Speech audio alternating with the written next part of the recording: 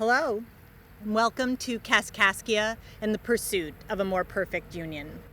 I'm Gabrielle Lyon, Executive Director of Illinois Humanities. We're a statewide nonprofit organization, and we're the Illinois affiliate of the National Endowment of the Humanities. Our work is to activate the humanities, and we do that through free public programs, grants, and education opportunities throughout the state. We're focused on fostering reflection, sparking conversation, building community, and most of all, strengthening our civic engagement. Now, our Chicago office has a connection to the subject of the program. Our Chicago office is located on Clark Street, named for George Rogers Clark, and we're going to hear more about Colonel Clark in just a few minutes. But right now, I'm on the banks of the Upper Illinois River outside North Utica, and I'm not far from the Grand Village of the Illinois State Historic Site in what is present-day LaSalle County. Now, I'm here in a very special and important place because hundreds of Native Americans affiliated with the Illinois Confederacy, many of whom belonged to the Kaskaskia tribe, called this place home in the 17th century. They farmed crops, including corn, beans, squash. They harvested plants, fish, game from this really incredibly abundant ecosystem. And this is the place that's one of the first known encounters between indigenous people and Europeans in present-day Illinois. In 1673, French explorers, including Louis Joliet and Father Jacques Marquette, visited the Grand Village, and over the next several years, the Illinois Confederacy and the colonial French developed a relationship. A couple decades later, in 1691, in part because of attacks by other tribes, including the Iroquois Confederacy, many members of the Kaskaskia tribe, as well as some French Jesuits, departed from here in a series of migrations that led them to the confluence of the Kaskaskia and Mississippi rivers in what's now southwestern Illinois. And in 1703, they founded the village of Kaskaskia. That Kaskaskia village contributed significantly to the development of our state and our nation. Its history is really interesting. It's also very multi-layered. It involves many groups of people, indigenous and black people, both enslaved and free, French and British people, Anglo-Americans from the south and from the north, and subsequent groups of immigrants. Kaskaskia's complex history, it's a powerful vantage point for considering a similarly complex question. The question at the bedrock of our Constitution: what does it take to form a more perfect union? I'm grateful to the National Endowment for the Humanities for their financial support of this program and the conversations we hope it inspires. Before we start the program, which I know we're all eager to get to, there is one person I'd really like to thank on behalf of all of us at Illinois Humanities, and we'd like to dedicate this program to. Her name is Emily Lyons. She grew up on Kaskaskia Island, and she's been a committed keeper of its history for many, many years. Miss Emily, we're dedicating this program to you. We hope we don't make too many mistakes, and if we do, we hope you'll give us the grace of forgiveness. Now, please join me as we reflect on Kaskaskia and the pursuit of a more perfect union. On July 4th, 1776, the Second Continental Congress adopted the Declaration of Independence. Exactly 2 years later, on July 4th, 1778, one of the westernmost actions in the war that was waged to secure the independence proclaimed by that document took place in Kaskaskia in the Illinois country. Virginia militiamen, led by George Rogers Clark, claimed Kaskaskia for the American cause without encountering any armed resistance. The French residents of the village, which had been under British rule for the past 13 years, announced the occasion by ringing the bell that King Louis XV of France had gifted to them in 1741. It became known as the Liberty Bell of the West. The process of national formation that encompassed both of those July 4th events led to the ratification of the Constitution of the United States. A stated goal of that Constitution was the achievement of a more perfect union. That phrase, a more perfect union, has held a variety of meanings for different people in different circumstances. What might it have meant then to residents of Kaskaskia who represented various ethnicities, cultural orientations, and socioeconomic statuses. What does it mean for us now? What's your conception of a more perfect union, and what traits would characterize it? To what extent does our society today resemble it or not resemble it? As we consider these important questions, the history of the place where the Liberty Bell of the West resounded, and the experiences of people who have lived there, give us much to contemplate. Now on to the story, which begins along the western bank of the Kaskaskia River, just above its confluence with the Mississippi. A group of Kaskaskia Indians and other Native Americans affiliated with the Illinois Confederacy arrived there in 1703 and decided to stay, probably because it seemed like home. Home had been the Grand Village of the Illinois, along the upper Illinois River, 230 miles northeast. At its height, there was a population of roughly 20,000 people at this village site. And so this was a substantial population. By this point that we're talking about, the Illinois tribes were mostly focusing on agriculture, mostly maize agriculture, but also had beans and squash as well. And they were also hunting. And one of these patterns that we see over and over again is the summer bison hunts. And so these would be large groups of hunters going out and hunting the herds of bison on foot. And this would occur 2 times each summer, while the elderly and the women would stay back and tend to the gardens, as well as gather other smaller forms of subsistence such as nuts, berries, and those other odds and ends. In addition to this, there's also a good amount of fishing that happened, with the Grand Village being right there on the river. During the Beaver Wars, one thing that happened was there was a level of conflict that occurred with the Iroquois and other related groups. And this conflict came as a result of some of the economic advantages that the Peoria and the Kaskaskia were trying to assert. And one of these things that resulted in that was an attack on the Grand Village of the Kaskaskia. And in this attack, there was a large amount of women and children that were killed. And after that happened, the tribe was essentially had to move southward out of a necessity. And this also doesn't help that there's all these other groups, including the French, that are moving about in Illinois, vying for political, economic, and power in general. And so all these different factors working together, you see the Kaskaskia and the Peoria and all the other sub-tribes moving to the southern region of Illinois that we now like to think of as the American Bottom. The American Bottom, a 60-mile stretch of floodplain, adjoins the Mississippi River, bluffs, upland prairies, and timber. These varied ecosystems were conducive to the Kaskaskia's multiple subsistence practices. Accompanying them were several French Jesuits.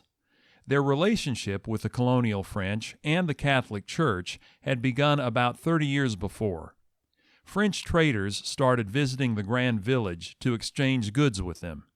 Jesuits visited too, establishing the mission of the Immaculate Conception.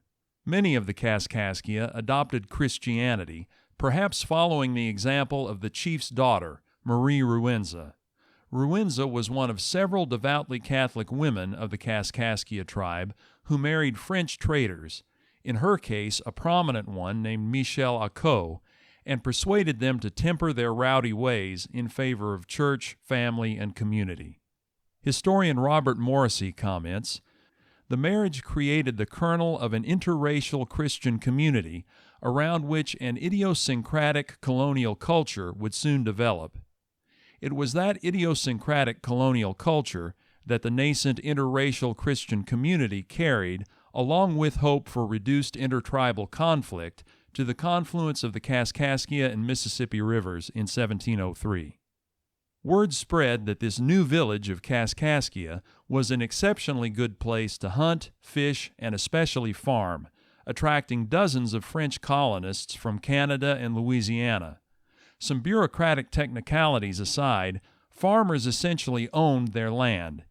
In that respect, Kaskaskia diverged from communities in France and French Canada where vestiges of feudal tenantry persisted. In other respects, however, I think the thing that is most striking would be the resemblance of Kaskaskia to medieval French villages.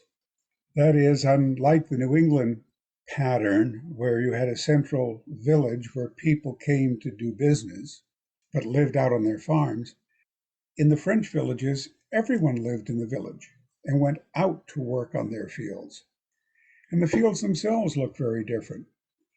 There would be a communal field fenced in. Now, they didn't farm communally. Each farmer owned certain strips in the field, generally so many arpents wide. An arpent was about 192 feet. Poor farmer might have a single arpent. A medium farmer maybe had 3 or 4 of them. A rich farmer maybe more. That doesn't sound like a lot of land, 192 feet, except it ran from the river all the way back to the bluffs, which could be well over a mile, a couple of miles even. And there was a good reason for these long lots, as they're called. When you're plowing, the most laborious part is turning the plow. You very frequently have to unhitch the animal, move the heavy plow around, rehitch the animal, and start again. So if you can plow for a mile, mile and a half without turning the plow, you're in good shape. Each farmer responsible for his section of the fence to keep the wild animals and the domestic animals out. Neighbors would help neighbors in farming. And at harvest time, it would be good to have your neighbors help you and you help your neighbors. And of course, within the village, each house had its own little garden lot where they grew onions and peas and maybe a pear tree or two and all sorts of other things that they would consume locally. Wheat was the big crop here, by the way. wheat was the big crop. The alluvial soil was ideal for it. Kaskaskia's mills produced tons upon tons of flour to be shipped down the Mississippi to New Orleans twice yearly, earning the area a reputation as the breadbasket of French America. The boatmen also transported vegetables, meat, and furs. On return trips, they carried manufactured and imported goods back to Kaskaskia. The village became a nexus of trade, some of it officially sanctioned, much of it not. Residents and visitors of every stripe exchanged items ranging from salt to furniture. Kaskaskia's success in agriculture and commerce made it prosperous. Even its least advantaged residents rarely experienced destitution, and many could afford ample possessions. The liveliness, complexity, and fluidity of the village's economy were mirrored in its social environment. You have traders that have always been coming, and you have every kind of relationship that you would usually expect in an organization of multitudinous people. Except for the French government, there was never any kind of looking at the Indians as lesser people. The French that came, this was part of they were part of the community, and they were respected for what they were and for what they had, and a lot of that, of course, then was shared with the French. In other areas, the Indians were quite separate from the European community, whereas there was intermarriage, of course, completely in here, and a lot of the people that continued to be very prominent in the society here were partly from Indian blood. There was never sort of there was later, but there was not really in the early days a strict separation between the French and the Indian. Be that as it may, there was a separation between Indians and other Indians in Kaskaskia. Some were members of Western tribes who'd been captured and enslaved by members of the Illinois Confederacy. Furthermore, the position of the Kaskaskia themselves in relation to their namesake community was about to change. Unlike many towns in French North America, Kaskaskia wasn't planned or planted by the colonial government. No official had instructed or even authorized the priests and roving traders to commingle with the Illinois Confederacy, migrate southwest, and start a village. They just did. In its formative years, Kaskaskia was mostly self-governing, relying on the Jesuits and Kaskaskia chiefs as authority figures. Representatives of the colonial government were too far away to stay in regular contact. They noticed, however, that although Kaskaskia's improvisational origin had complicated their plans, the village was bustling with activity, some of which was proving beneficial to the empire. So they felt obliged to incorporate it into the empire more fully. In 1718, the governor of Louisiana dispatched Pierre de Gueux de Boisbriand to the Illinois country to be its commandant. Boisbriand had Fort de Chartres constructed along the Mississippi, 17 miles upstream from Kaskaskia. There, he established a military unit and a civil government to administer Kaskaskia and other smaller villages in the surrounding territory. While facilitating the integration of those villages into the realm, he imposed segregation within one of them. Boisbriand directed the Native American residents of Kaskaskia to form a separate village several miles away. Why would the new commandant disrupt a community that seemed to be functioning harmoniously? Perhaps he was responding to the priest's concern about the Indians' vulnerability to corrupting influences from the roaming French hunters and traders. Or maybe he was acting on French farmers' complaints that the Kaskaskia sometimes hunted their livestock as if they were game. Or maybe there's a simpler explanation. He had not lived with the people as the other French soldiers and inhabitants had. And this was the official behavior. So that's why he, separated them. It was not a good idea, but that's what else is new? Generally, the Kaskaskia and the French were pretty good as far as getting along. However, there are certain differences that, can't be accounted for at this time in the Anglo versus Native groups. And so one of those would be ceremonies that would take place, especially ceremonial dances. I imagine that the French would have come across these as very sacrilegious and to some extent anti-Christian. And so I imagine that was one of the motivating factors to having these separate villages of the native Kaskaskia portion and the Anglo-Kaskaskia village. The coming decades brought mixed fortunes to both Indian Kaskaskia, as it was called, and French Kaskaskia. The Native Americans continued to integrate Christianity with their own spiritual traditions and to combine agriculture with itinerant hunting and fishing. Catholicism was extremely effective when it came to converting Kaskaskia and Peoria citizens, and not necessarily taking away those beliefs, but making it so that those beliefs are more of a working in tandem and secondary. And so one of the things of spirituality we see as an example is traditionally there are stories that can be told at various times of the year, but only one of those supernatural stories can only be told after the first chilling frost, or another way that was always told to me, when snakes stop going above ground, and essentially it's when the cold happens. And so these are the stories with the more supernatural tendencies, talking animals, folk heroes, spirits, things of that nature. And they would go hunt the bison, have that be a huge part of not only their subsistence, but who they are. We even see this in some things like some of the tanned hide works and hide robes that we see that were given to the French in the late 1700s, early 1800s. And those hides would have a huge culturally significant impact on those people.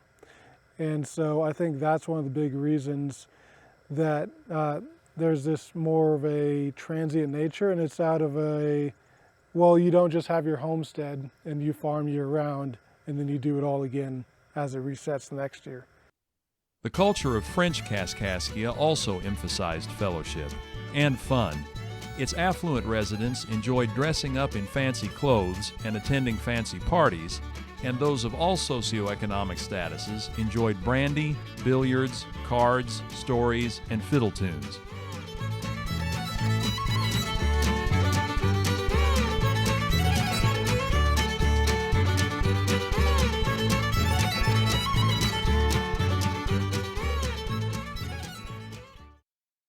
Disturbingly, one of those affluent residents imported hundreds of enslaved Africans in 1724.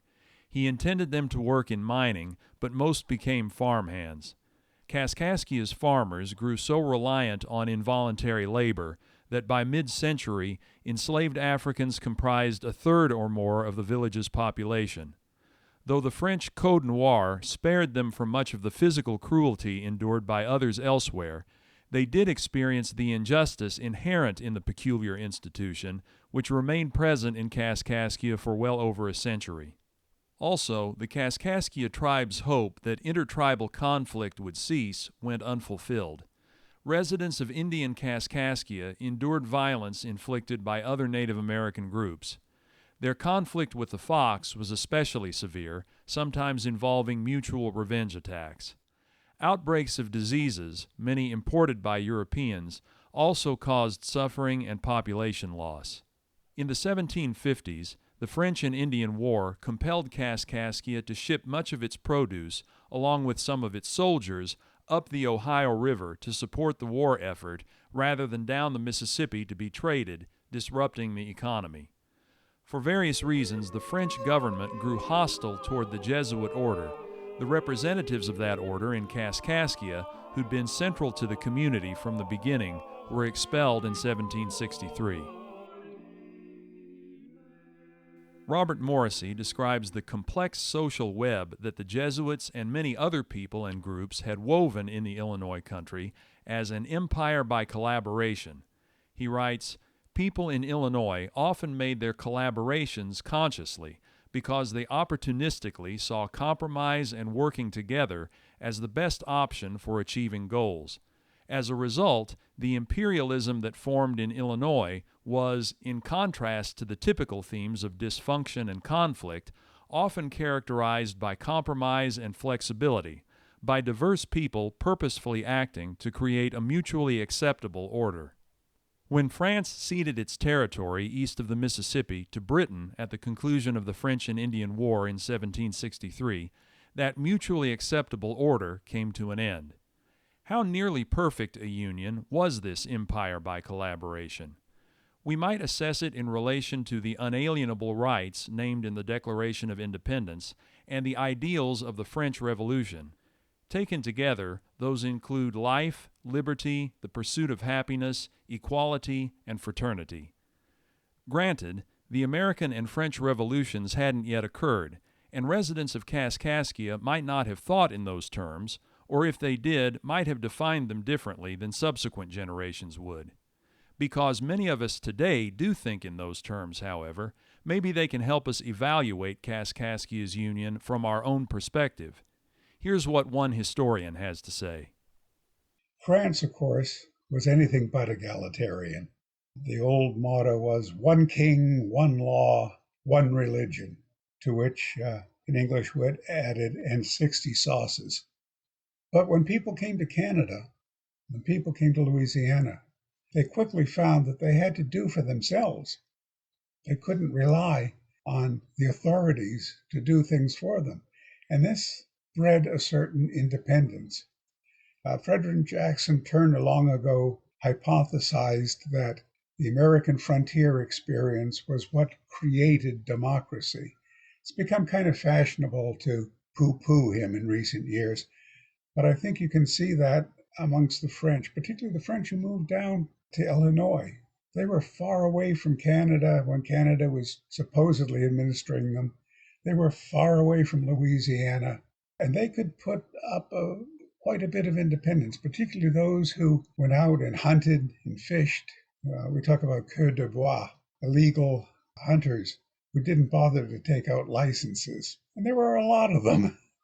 We even have an instance of kind of a mini revolt against the governor who was appointed, got into arguments with a number of the inhabitants, who sent a petition down to New Orleans saying, get rid of this jerk. He's not doing a good job. And by God, the people in New Orleans did exactly that. They demoted him, moved him out of the area, and put a new governor in.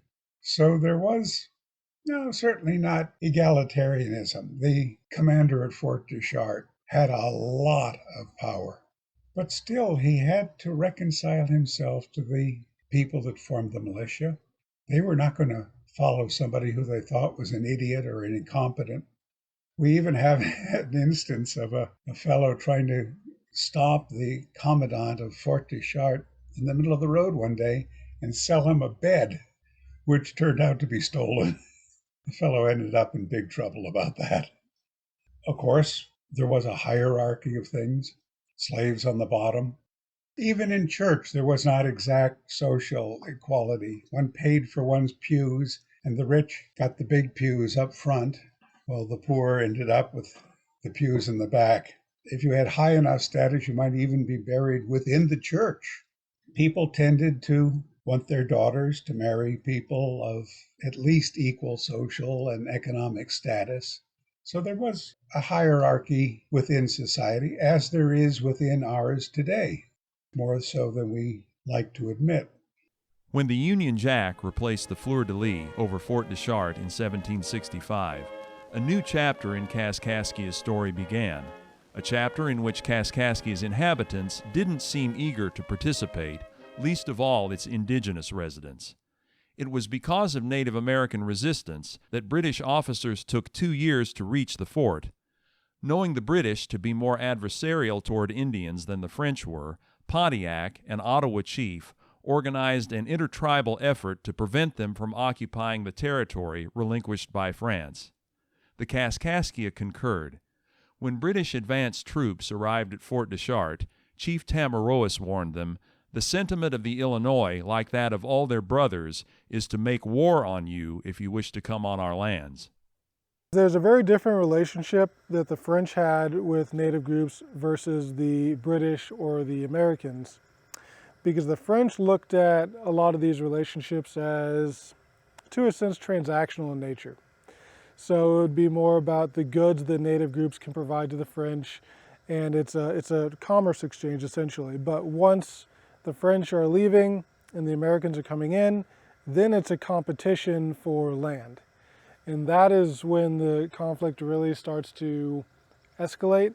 During this time, though, we do see the population of the Native people move up and down, and that's mostly because of the transient nature that Native people can be, especially when you have a connection not only to the Kaskaskia, but you have the Tamaroa, the Michigamme, the Cahokia, all these groups that you can seamlessly go into culturally, and that allows you as an individual an avenue for different groups to kind of see where you can get the most benefit for you and your family. Many of the Indians did not really want to have anything to do with the British, and neither did the French. So it definitely changed a lot of what their life was like. Now, of course, many of them, most of them stayed on under the British rule. But very definitely was a change for them. And fortunately, since the church was still the French, and that was something that was extremely important to the families, that helped them to remain there. There was, however, of course, people that left at that time. Many of those who left moved across the Mississippi to present-day Missouri, then under Spanish rule but still predominantly French. Some settled nearby in St. Genevieve, others upstream in the new town of St. Louis. Kaskaskia's population, which had peaked around 700 in the early 1750s, declined substantially. Many who remained found life in Kaskaskia under British rule to be a much less mutually acceptable order than the one that preceded it. Women had much more freedom under the French rule than the English, so that changed the lives of women a great deal when the English came in with their own set, well, this is the way the government operates. Before you couldn't, whereas the women could take over the property if the husband was gone, and they had their own property and rights to it. With the English, a lot of that disappeared, and the women were subservient to the men. So that was a change in the way of life. In that sense, the British governed too much, curtailing rights that the residents previously enjoyed.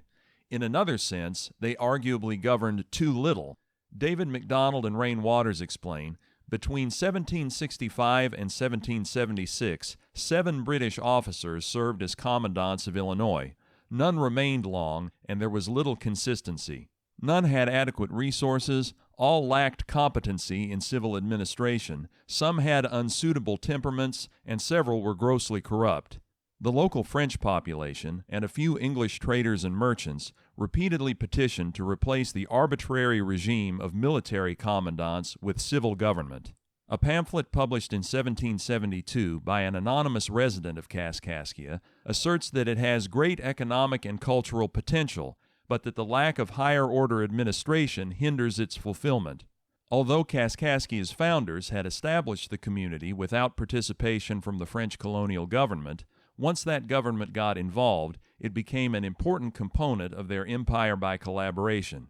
The trade infrastructure, courts, and services provided by that administration were essential strands in the social fabric.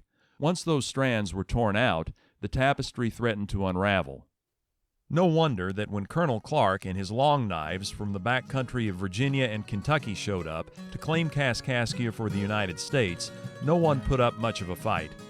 As King Louis's bell tolled from the Church of the Immaculate Conception, some even felt cautiously optimistic about the prospect of a new mutually acceptable order. For several years, that optimism seemed misplaced. The fledgling nation was no better equipped to administer the Illinois country than its predecessor had been. One of the few officials sent to Kaskaskia by the Virginia state government organized a gang of bandits who ruthlessly harassed and extorted the residents.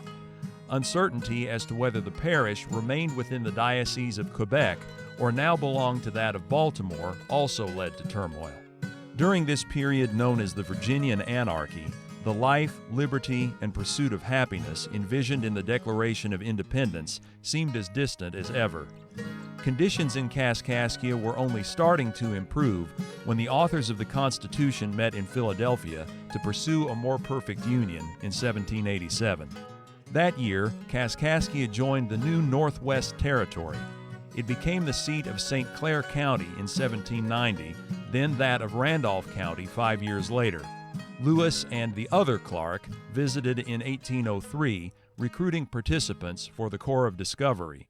Shortly afterward, the land office was set up in 1804, and they could stake out a claim. They would have to show that they would take care of it and live on it for a certain time and make improvements. They could purchase the land. Some of the land was given, some of it was set up as bounty lands that was given to those who fought in the Revolutionary War. They imposed taxes, which many of the French people didn't even know about it, and then they would lost their land. Then they'd come in and say, no, I just bought this land because the taxes weren't paid, and they had to find something else. Kaskaskia's prominence within the new territory and the new nation continued to grow. Concurrently, the community and its vicinity experienced a large influx of new residents, Anglo-Americans, some from the Northeast and Mid-Atlantic, many more from the Southeast. Among them were members of the frontier gentry, people from the Upper South who had attained a measure of financial success and political influence. Some, such as Shadrach Bond and Elias Kent Kane, would occupy leadership positions when Illinois became a territory in 1809 and a state in 1818. Many of these new arrivals embraced a Jeffersonian vision of a republic of landowning farmers, as well as a commitment to progress as they understood it. The degrees to which their vision accommodated Kaskaskia's pre-existing populations varied. Some viewed the French Creole community's farming methods and life ways in general as outmoded, indicative of people insufficiently ambitious and too content with the status quo. Nonetheless, Anglo-Americans and French-Americans grew accustomed to one another and eventually shared dominance of the local economy and social order. The Anglo-Americans' views on slavery varied widely. Some opposed it, others practiced it, whether openly in violation of the Northwest Ordinance and later the state constitution, or under the guise of indentured servitude with indentures of up to 99 years. Additionally, French Americans who already practiced slavery were allowed to continue. The accomplishments of several black people born in Kaskaskia made a national impact. We'll hear more about them in the sequel to this program. One community for which the Anglo-Americans' vision of agrarian progress had little room was the indigenous population. Sadly, the same factors that had caused the Illinois Confederacy's quantitative decline a half-century ago persisted. From the time of the first visit by Europeans to the grand village of the Illinois in the 1670s to the early 19th century, the Illinois' population had diminished from many thousands to a few hundred, of whom the Kaskaskia specifically represented a fraction. Kaskaskia chief Jean-Baptiste Duquesne became known among fellow Native Americans and white people for his leadership abilities. Unlike some indigenous leaders, such as Tecumseh, who urged vigorous resistance to white encroachment, Duquesne sought collaboration with the United States, hoping for another mutually acceptable order like the one that the Kaskaskia had maintained with the French. After Clark's militia claimed Kaskaskia, Duquesne and some of his fellow Kaskaskia traveled to Virginia and supported the American cause in the Revolutionary War. He visited with George Washington and Thomas Jefferson, who called him a dear friend and brother. Although the Kaskaskia initially received somewhat better terms from the United States than other tribes did with regard to land retention and material assistance, Duquesne's approach ultimately didn't prevent the federal government from pressuring the few Kaskaskia remaining in Illinois to relinquish their lands. According to an incremental series of treaties beginning in 1803, they officially ceded all their land in Illinois except the 350 acres on which Indian Kaskaskia had been located, which remained in the Duquesne family. They united with the Peoria, one of their fellow Illinois Confederacy tribes, and moved across the Mississippi in 1833. At the time of great turmoil for the Kaskaskia people, it was during this time that we first start to see interactions with other tribes such as the Shawnee to develop ceremonies such as stomp dancing and powwows as we more or less see them today. And one of the reasons for these types of activities is it was a way to hang on to that sense of identity as a Native person, because there's tremendous pressures occurring at this time period to completely anglicize and to fall in line, as it were. And so the stomp dances and the powwows gave an avenue to Kaskaskia people to still engage with that side of their identity. But unfortunately, there was a lot of cultural identity that was lost during this time period as well, a tremendous amount. A tremendous amount of loss, and yet the Kaskaskia people's story was and is far from over. More about that shortly. In 1818, thanks to creative interpretation of population data by the applicants, the federal government granted statehood to Illinois. Kaskaskia, which had been the territorial capital for the past 9 years, hosted the new state's constitutional convention and became its first capital. In a reflection of the area's Anglo-French pluralism, Shadrach Bond was elected governor, and Pierre Menard, a widely esteemed merchant and civic leader, became lieutenant governor. The town had survived the New Madrid earthquakes and the War of 1812. Its own population had burgeoned to an estimated 3,000 to 7,000 residents, subject again to interpretation. Commerce was booming, but the glow on the horizon vanished even faster than it had appeared. During the very first General Assembly, the state legislature voted to move the capital to Vandalia, 80 miles northeast. As the lawmakers noted, Kaskaskia was susceptible to flooding, and Anglo-American settlement in Illinois was trending northward. But perhaps the land speculation prospects offered another incentive. The relocation occurred in 1820. Consequently, the history of Illinois as a state reads a little like a play in which Scene 1, during which many of the main characters and essential plot elements are established, takes place in one setting, but Scene 2 begins in a different setting, and by Scene 4 or 5, the original setting is only seldom mentioned. Kaskaskia was, nevertheless, the setting for an illustrious and perhaps nostalgic occasion in 1825, a visit by the Marquis de Lafayette during his farewell tour of America. He conversed with many residents of the community, including Marie Duquan, daughter of the late Kaskaskia chief, who'd fought alongside Lafayette in Virginia and received a commendation from him. Despite its setbacks, Kaskaskia benefited from the steamboat trade, remaining a commercial hub in the early to mid-19th century. But then, there was a terrible flood in 1844. It destroyed much of Kaskaskia, and people saw this as an opportunity to move the center of the county away from Kaskaskia, and there were elections. Sparta was one of the contendants. Chester was another contendant. The elections were incredibly corrupt. Barrels of whiskey were opened in the streets to get people to vote. There were fist fights. People were hauled in across the river from Missouri to vote. Chester ended up winning. It was a multi-stage election. Chester ended up winning, and it is the county seat to this day. But I think the most striking thing afterwards is people frankly stopped and looked at what they had done and grew ashamed of what they had done and returned to being decent citizens and respecting elections. And we don't see that sort of rampant electioneering corruption again. the reactions of Kaskaskia residents to the Civil War diverged widely. Located near the border between North and South, the community had affinities with both.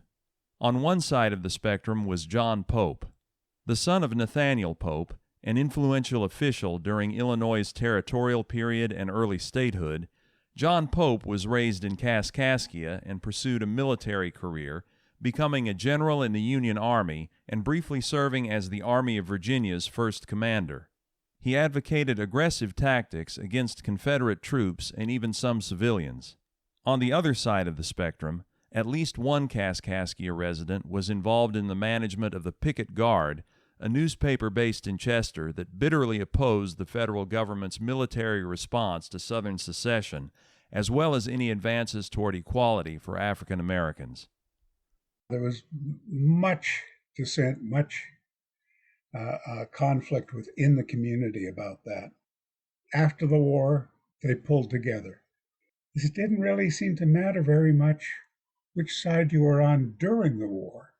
After the war was what sort of a neighbor you were, how you helped your fellow Kaskaskians, that determined whether you were reintegrated back into the community as a successful individual. In 1868, the Illinois State Journal in Springfield published an anonymous letter announcing the availability of land within the Kaskaskia Commons for lease. The journal's preface to the letter describes Kaskaskia as the ancient seat of empire of all this western country. The correspondent calls it a place around which cluster so many interesting historic events, the place that is particularly and peculiarly interesting to the memory of every old living inhabitant throughout the whole length and breadth of the Mississippi Valley, of which what had been the breadbasket of French America had become the corn crib. She or he comments, however, from a population of more than 8,000 inhabitants, among whom at one time ranked the wealth and intelligence of the whole Northwest Territory, the old place has dwindled away to a mere shadow of its former self. Whatever may be the fate which destiny has fixed for old Kaskaskia, whether it shall rise again to eclipse its former greatness, or whether it shall pass into ruins like Troy and Babylon, it will ever claim an important place in the annals of this country. The past, at least, is secure. The future was not. Steamboats required enormous quantities of wood to fuel their boilers. Consequently, riverbanks once crowded with timber were now bare and susceptible to severe erosion. Because of erosion, the Mississippi's channel immediately above Kaskaskia shifted eastward. Over the 1870s, it crept closer and closer to the Kaskaskia River, ebbing away at the shoreline just north of town. During a spring thaw in 1881, the Mississippi's current accumulated behind an ice jam in the resulting bend.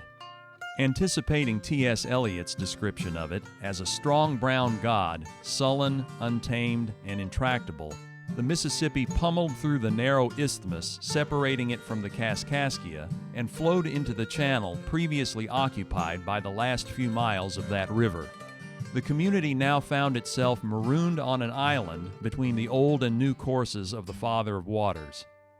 Furthermore, because the Mississippi was so much larger and swifter than the Kaskaskia, whose former channel it now occupied, it began disintegrating the land on which the town was situated.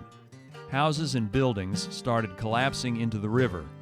It became obvious that the town couldn't survive much longer, at least not in its present and long-established location.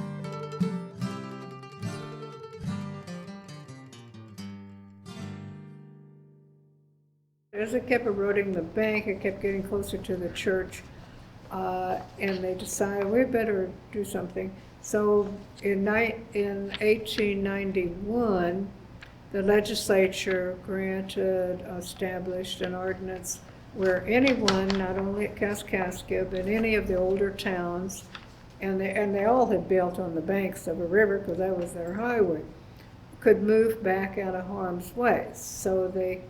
So they came down and set an annexed land coming down about 2.5 miles and annexed a smaller piece of land. It was New Kaskaskia then, but it actually was a suburb of the original town, so it was just an addition to it.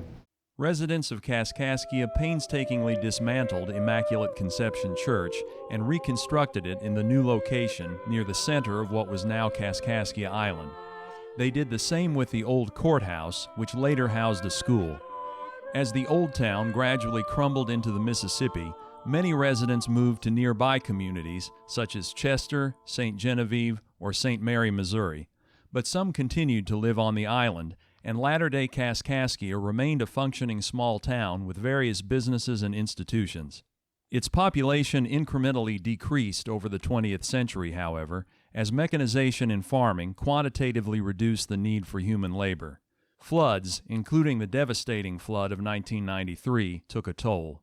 The last school closed in 1987, and ferry service was discontinued decades before. No roads lead directly from anywhere else in Illinois to Kaskaskia Island.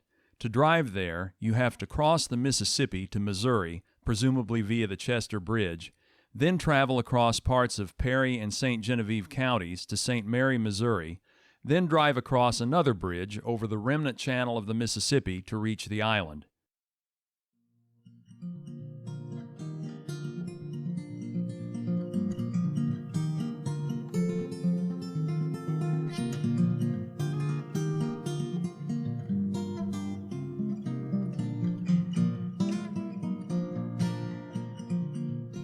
Because Kaskaskia is in the Chester School District, students and parents make that round trip frequently.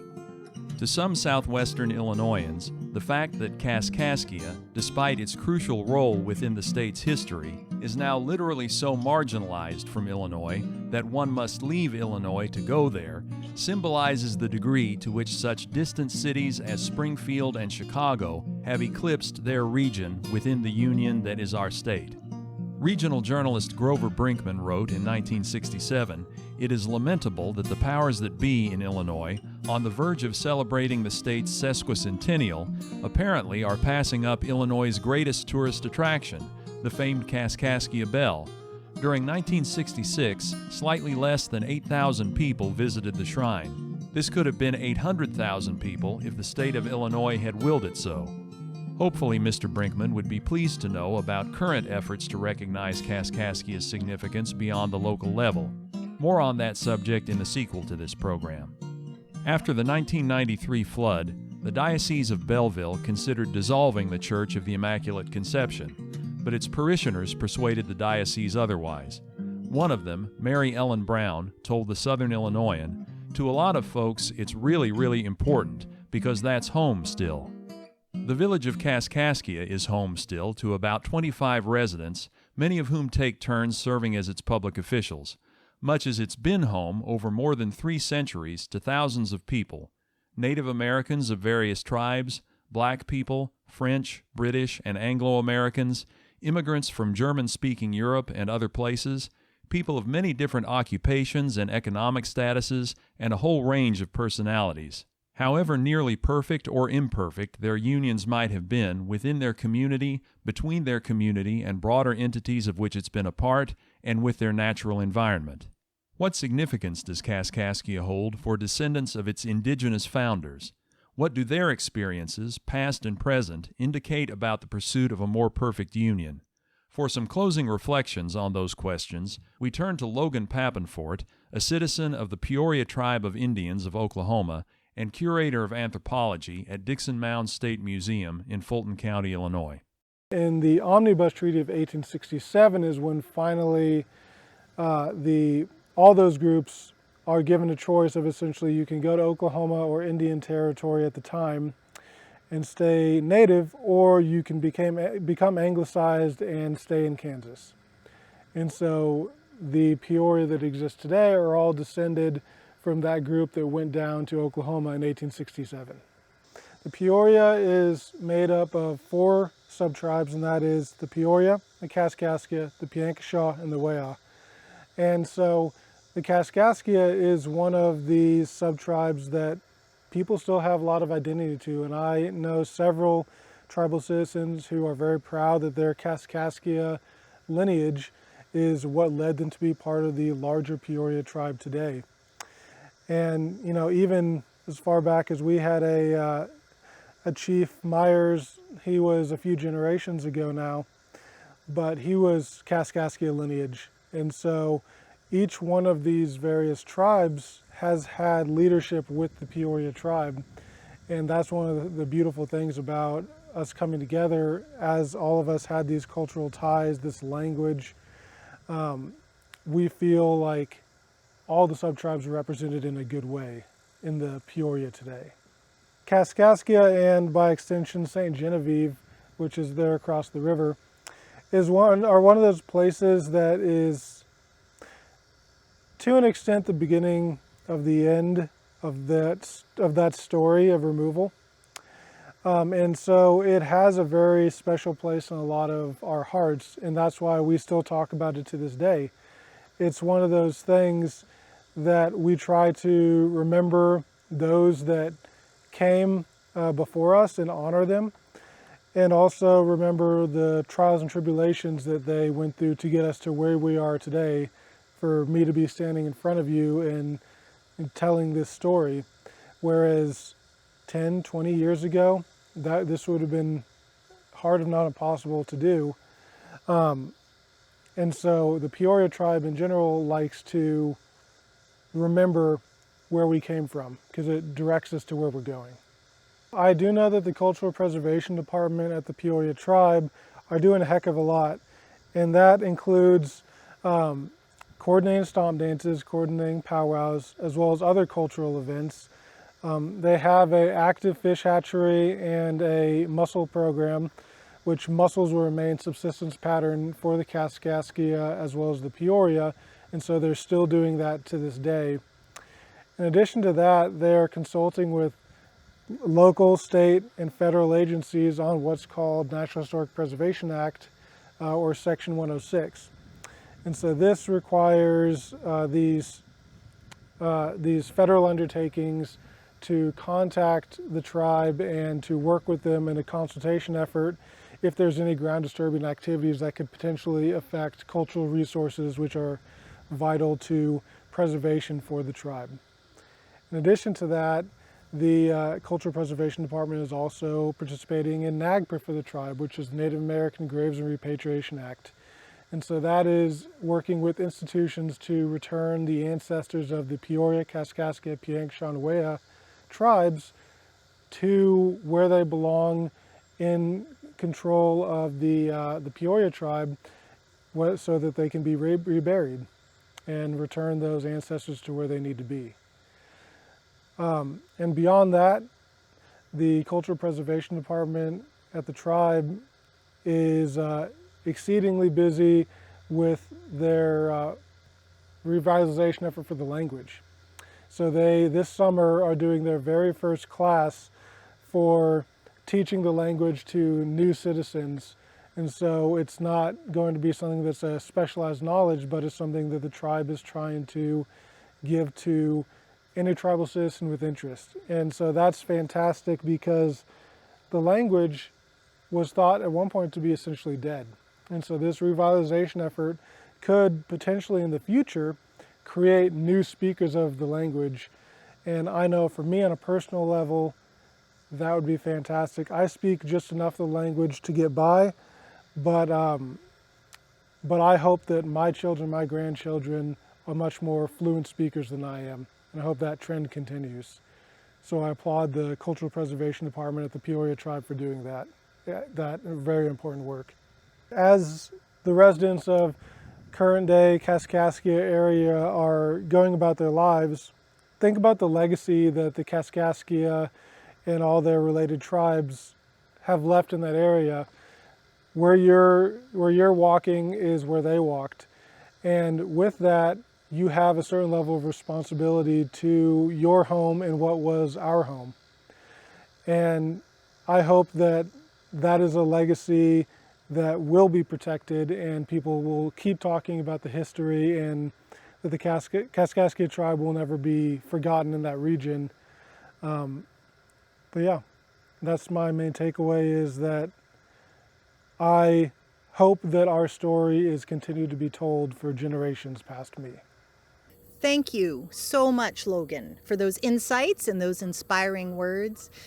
And let me thank again historians Emily Lyons, Margaret Kimball Brown, and David McDonald. We're grateful to LMV Productions of Peoria for their help with the videography of this program, and we couldn't have produced the program without our good friends at Baldwin Media Development in El Dorado. A special thank you to our host, the host with the most, Matt Meacham, and the small and mighty staff at Illinois Humanities. I really want to thank the many people and organizations who contributed and inspired this program. And you'll see some of their names on the screen in just a moment. But I really also want to thank you for watching Kaskaskia and the Pursuit of a More Perfect Union. This is just part 1. We hope you'll join us again for part 2, which is going to premiere later this fall. In part 2, we're going to trace several of the themes we heard in this program up until the present. We're going to have a chance to discuss contemporary African American life in Randolph County and some of the preservation and promotion of the county's French American heritage. If you'd like more information about Illinois Humanities, please check out our website at illinoishumanities.org. You can follow us on Facebook and Twitter. And please be in conversation with one another, ask questions, and we can't wait to hear what you think about what it might take to pursue a more perfect union. Be well, and thanks so much.